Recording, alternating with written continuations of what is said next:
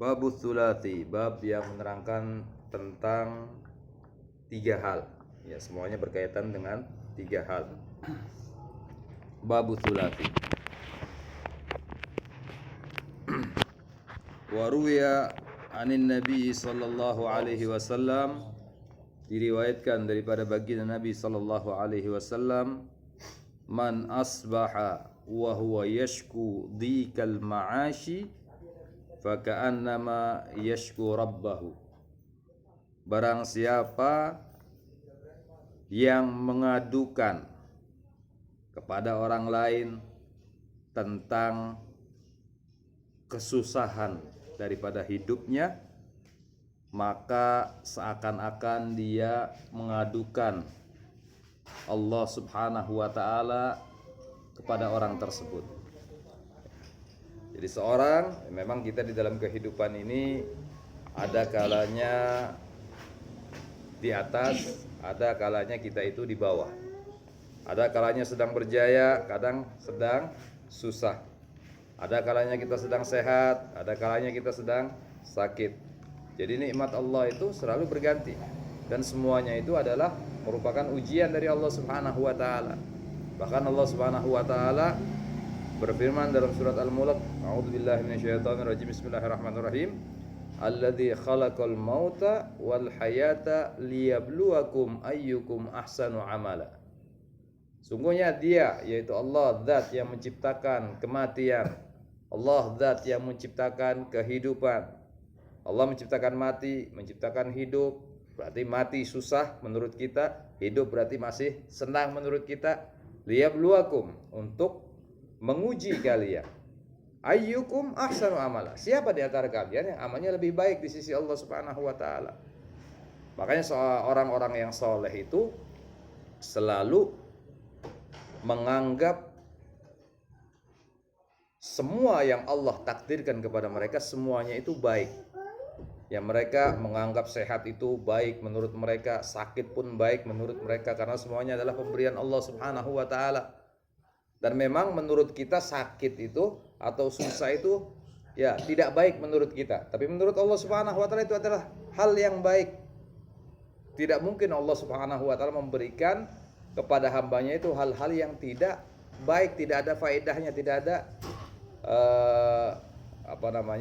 tidak ada kegunaannya. Mesti Allah Subhanahu wa ta'ala memberikan kepada kita itu sesuatu yang berguna bagi kita.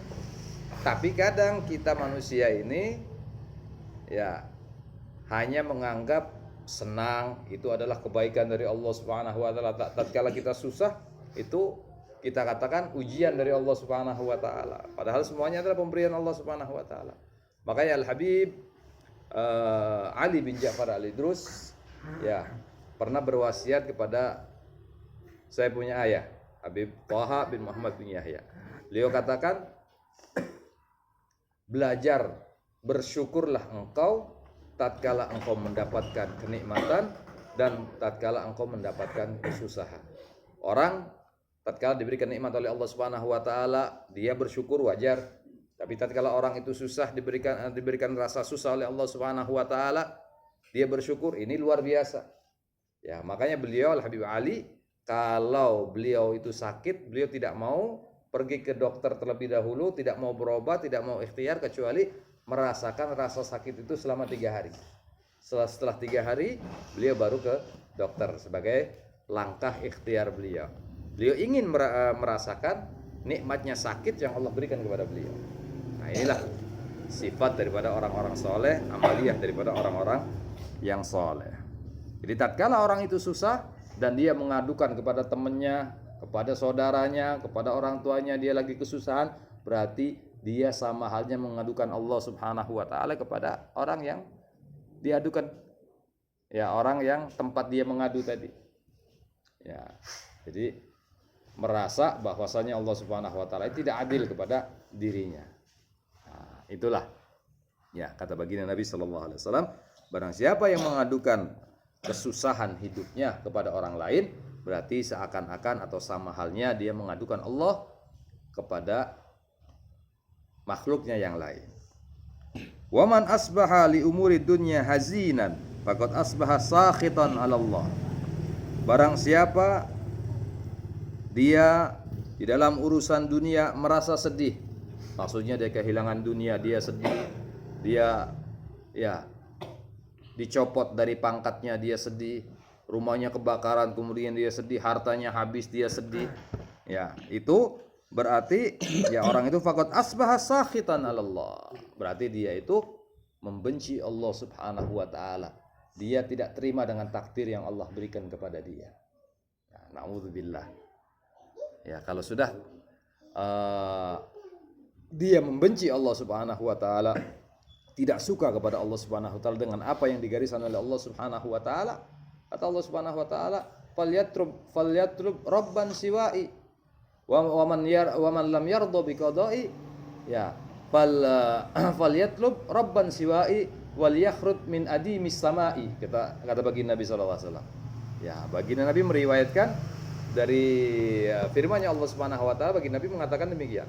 Jadi barang siapa ada seorang hamba yang dia itu tidak ridho dengan ketentuan Allah Subhanahu wa taala, maka dipersilahkan oleh Allah, cari Tuhan selain aku dan keluar daripada naungan langitku, kata Allah Subhanahu wa taala. Kalau sudah disuruh diusir dari naungan langit, mau cari langit yang mana lagi kira-kira? Nah, inilah.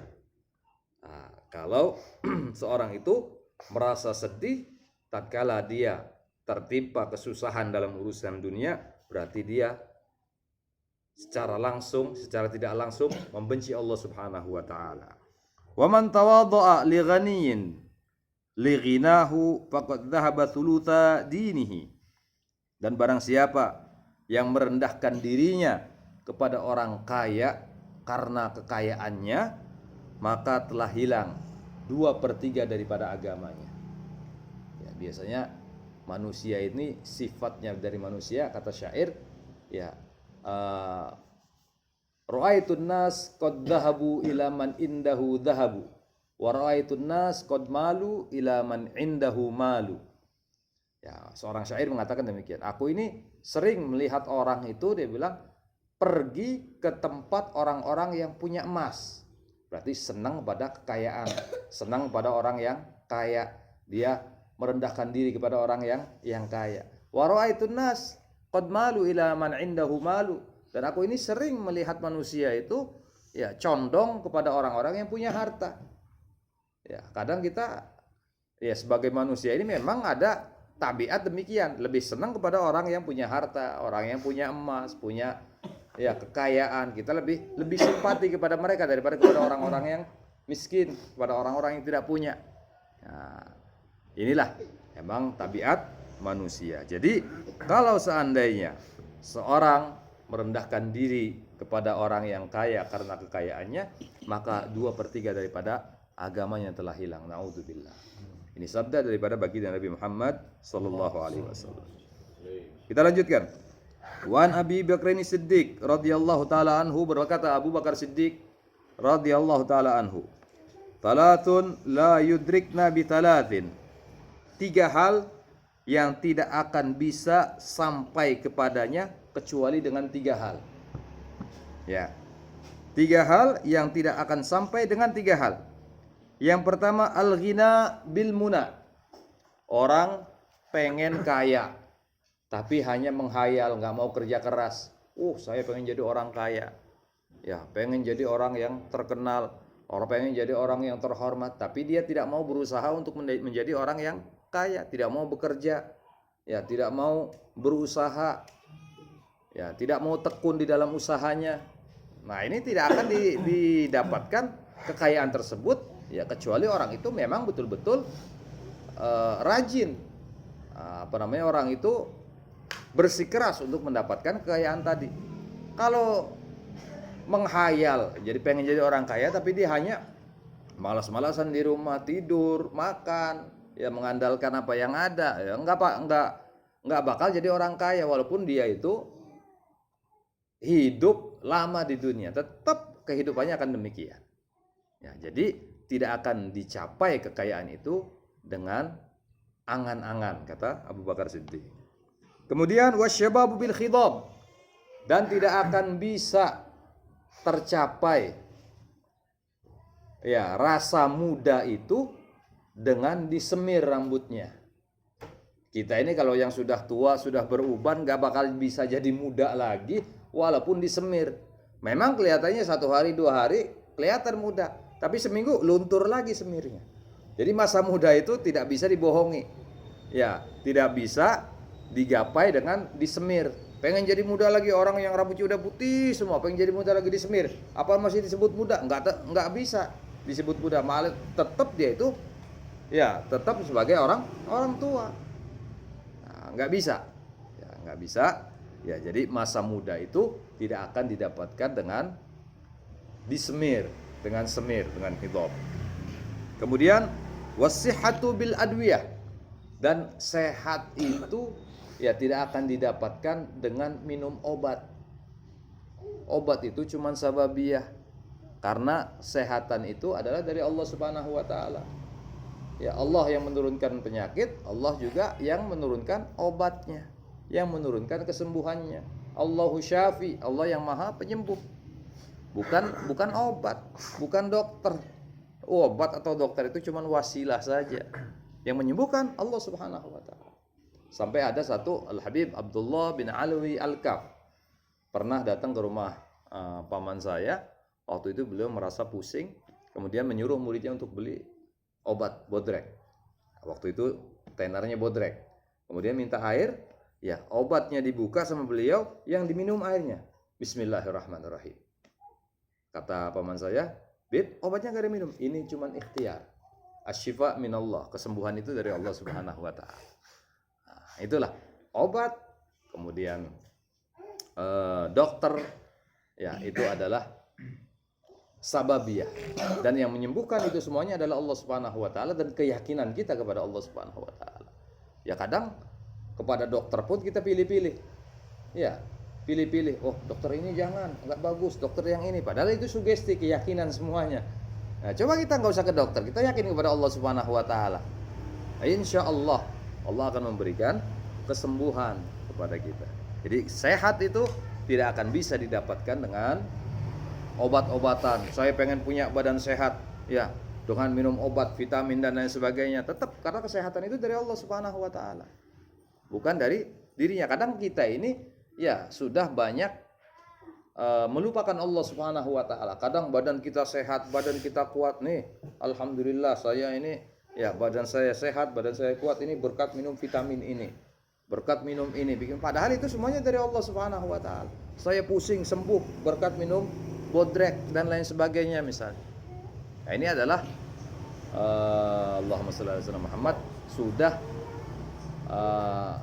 tidak kurang keyakinannya kepada Allah Subhanahu wa taala. Kita lanjutkan. Wan Umar radhiyallahu taala anhu, dan diriwayatkan daripada sahabat Umar radhiyallahu taala anhu, beliau mengatakan, husnut tawaddud ilan nasi nisful aqli. Baiknya kasih sayang kepada orang lainnya itu termasuk ya separuh daripada akal. Nisful aqli, kita berbuat baik kepada orang, santun kepada orang, kasih sayang kepada orang, itu akal kita separuh sudah sehat, ya sudah sempurna akal kita.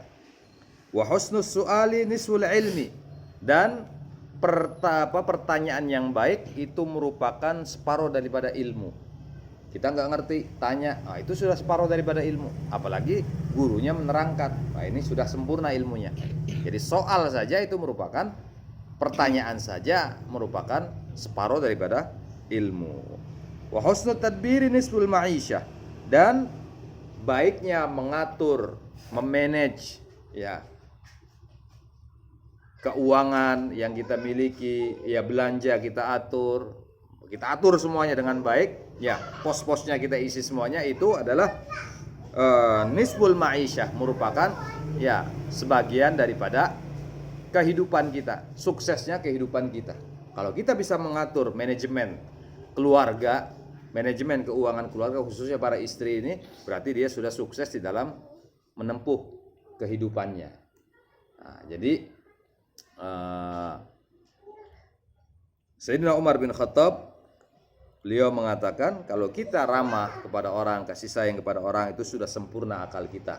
Separuh akal kita sudah sempurna. Dan kalau kita bertanya berarti kita sudah mendapatkan separuh daripada ilmu. Dan apabila kita bisa mengatur kehidupan kita, ya maka itu sudah termasuk ya separuh daripada kesuksesan ya hidup kita. Wallahu a'lam bissawab. Ya. Sebelum ada pertanyaan, mari kita tutup dulu dengan pembacaan ya Rabbana a'tarafna.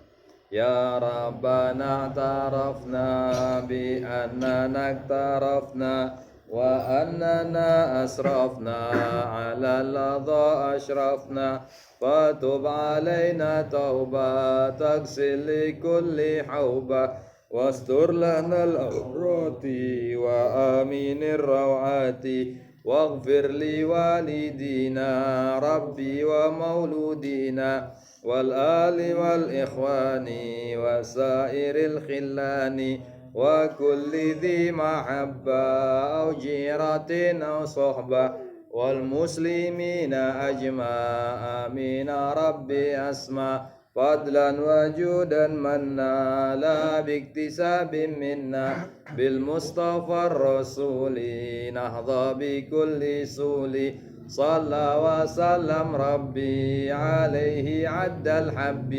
وآله وصحبه عدد التش الصحب والحمد للإله في البدء والتناهي ربنا انفعنا بما علمتنا ربي علمنا الذي ينفعنا ربي فقهنا وفقهنا وقربت لنا في ديننا مع الكتب انت وذكر ربي وفقنا وفقكم بما ترضى كون فعل الكرم وارزق لكل على دائما وخلات يا على ما نهض بالخير ونكفى كل شر ربنا سلنا كل شؤون وقرا برضا منك العيون واقضينا ربنا كل الديون قبل ان تاتينا رسل منون ربي اغفر واستر انت كرما ستار وصلاه الله تكشى المصطفى وان الى الحق دعانا ولافا بكتاب في النشي شفاء على العلي كرم الشرفا ولا صاحب المصاب الغرار اللهم اهدنا بهداك واجعلنا ممن يسار في رضاك ولا تولدنا وليا سواك ولا تجعلنا من خلف امرك وعصاك وحسبنا الله ونعم الوكيل ولا حول ولا قوه الا بالله العلي العظيم وصلى الله على سيدنا محمد وعلى اله وصحبه وسلم والحمد لله رب العالمين والعفو منكم ثم السلام عليكم ورحمه الله وبركاته.